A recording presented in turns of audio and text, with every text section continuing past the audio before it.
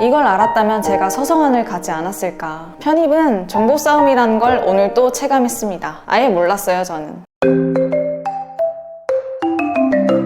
안녕하세요. 한국외대 편입생 출신 유단희 코치입니다. 오늘은 편입 준비할 때 치트키라고 불리는 학점은행제에 대해서 설명을 드리려고 해요. 학은제 편입 가이드 영상은 많은데 아무것도 모르는 학생이 보기엔 어려울 것 같더라고요. 그래서 제가 친척 동생에게 알려준다는 느낌으로 쉽고 도움이 되는 내용들을 꾹꾹 눌러 담았어요. 이 영상만 본다면 내가 학점은행제가 필요한 상황인지, 그리고 어떻게 준비를 해야 할지 구체적으로 계획이 세워지실 거예요.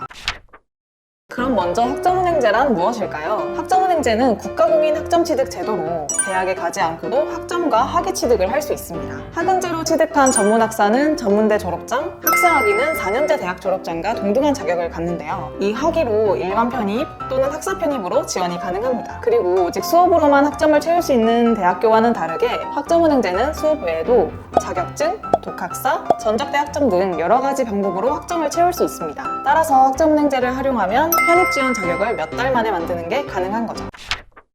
자, 그럼 나는 학은제 편입을 해야 할까를 결정할 때 어떤 걸 고려해야 할까요? 바로 희망하는 학교와 학과, 그리고 최종 학력, 이 두 가지를 고려하셔야 합니다. 만약 희망하는 학과가 인서울 인문계열이라면 일반 편입보다는 학사 편입이 훨씬 유리합니다. 이 이미지는 2023년 홍익대 편입 경쟁률인데요. 보시다시피 같은 학과더라도 일반 편입에 비해 학사 편입의 경쟁률이 거의 반토막 난다는 것을 확인하실 수 있습니다. 영어영문학과 같은 경우에는 거의 4분의 1 정도로 경쟁률 차이가 나고요. 차이가 워낙 극심하다 보니 인문계는 학사 편입이 답이다라는 말까지 떠돌 정도예요. 하지만 학사 편입 지원 자격을 일반 대학교를 통해서 갖추려면 4년제를 졸업을 해야 하는데요. 그럼 기간과 비용 소모가 워낙에 크기 때문에 보통 학사 편입은 학점은행제를 통해 준비를 합니다. 하지만 이미 전문학사나 학사학위를 보유하고 계신다면 굳이 학은제를 병행하실 필요가 없습니다. 단 아직 고졸의 신분이시거나 편입 지원 자격 요건을 충족시키지 못하셨다면 학점은행제로 부족한 학점을 채워서 편입 응시 요건을 만들 수 있는데요. 참고로 일반 편입은 전문대 졸업 예정자 또는 4년제 대학의 2학년 2학기 수료 예정자, 학점은행제 7에서 80학점 보유자, 학은제 전문학사 취득 예정자만 지원이 가능하고, 학사 편입은 4년제 졸업 예정자 또는 학은제 학사학위 취득 예정자만이 지원하실 수 있습니다.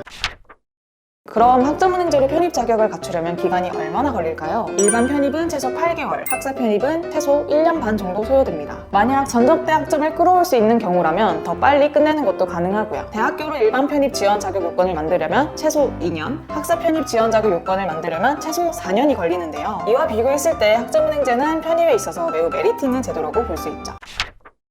그럼 학점은행제로 편입하는 게 무조건 좋냐? 이건 또 아니에요. 학점은행제로 편입을 진행하실 때도 주의해야 할 점이 있습니다. 먼저 편입 공부할 시간이 부족한 분에게는 추천드리지 않습니다. 만약 편입 시험이 6개월도 채 남지 않았다고 하시는 분들은 굳이 학점은행제를 병행하지 않으셔도 됩니다. 학점은행제는 편입 응시 요건을 만드는 수단일 뿐 편입 공부에 무엇보다 많은 시간을 투자하셔야 돼요. 두 번째로는 리스크입니다. 만약 내가 편입을 실패했다면 대학을 병행하며 준비한 분들은 다니던 대학교로 돌아가서 학업을 이어나가면 돼요. 돌아갈 곳이 있는 거죠. 근데 순수 학은제로만 준비를 했다면 실패 후에 남는 게 없어요. 돌아갈 대학이 있는 것도 아니고 학은제 학위는 학벌로서의 가치도 크게 없거든요. 이렇게만 들으면 학은제를 할 필요성을 전혀 못 느끼실 텐데요. 이 단점들을 상쇄시킬 만한 미친 장점들이 또 있습니다. 하나씩 설명드릴게요.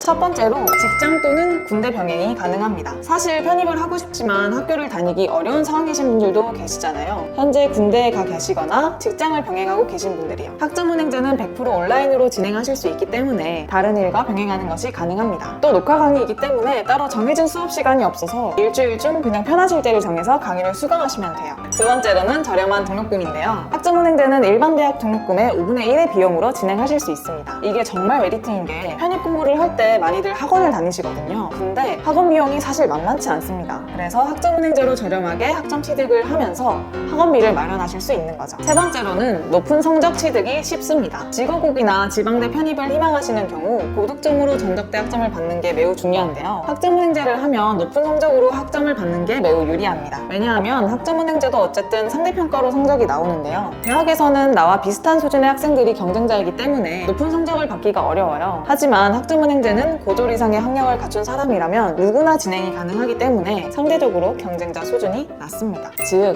일반 대학에 비해 4.5 만점 받는 게 체감상 10배는 쉽습니다. 또한 대학을 다니면서 편입지원 자격 요건을 만들게 되면 집에서 학교까지의 왕복 시간과 과제하는 시간 등 편입 공부를 하는 시간이 많이 뺏기게 되는데요. 그에 반해 학점은행제 편입은 100% 집에서만 하는 것도 가능하기 때문에 그만큼 남은 시간은 편입 공부에 투자하실 수 있습니다. 그럼 학점은행제를 시작하면 구체적으로 어떤 방식으로 학점을 딸 수 있을까요?